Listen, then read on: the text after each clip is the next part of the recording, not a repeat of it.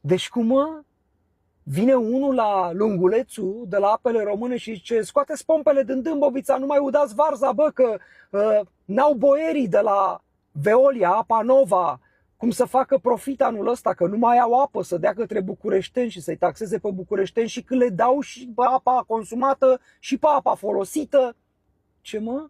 Și ăla de la Lungulețul a zis: îmi dai mie amendă că am luat apă din Dâmbovița? De ce mă e apa mătii, mă? A făcut măta apa asta de aici sau a lăsat-o Dumnezeu pe pământ? N-am voie să-mi ud varza cu ea, pe asta facă ea de la Lungulețul, că știu bine, am copilărit acolo în zonă. Asta facă ea de la Lungulețul de când să știu ei, mă. Eram copil în anii 80 când așa se făceau varza, cartofii și alte legume pe acolo, pe la Lungulețul, lângă Găiești. Și acum ce faceți, bă? Veniți voi și spuneți: gata, nu mai aveți voie să trageți apă din Dâmbovița, nu mai aveți voie să trageți apă de... Zău, mă? În curând ce, mă? Apometre pe puțuri. Ce o să mai inventați, mă? Că aveți și asta în cap. Hai, recunoașteți că o aveți în cap, mă.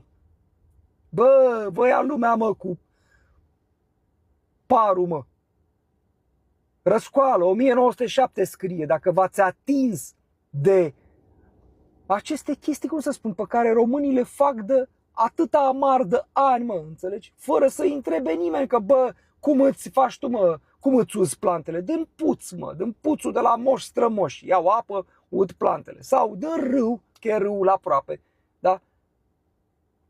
Aia e marea problemă, mă? De-aia n-aveți apă la București, că udă ăla varza la Lungulețul. Cine să vă creadă, mă, șmecherilor? Cine să vă creadă?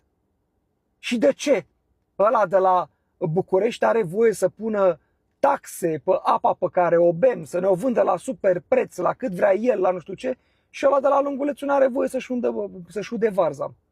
Da? Nu, n-are voie. Cum să aibă voie? Cum să aibă, bă, voie, bineînțeles, să trăiască?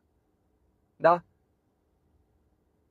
În curând ne vor pune taxe pe orice, mă. Ia gândiți-vă voi așa, cam la cum vor ajunge taxele pentru apartamentele din România când au anunțat ăștia că măresc impozitul de proprietate la prețul pieței.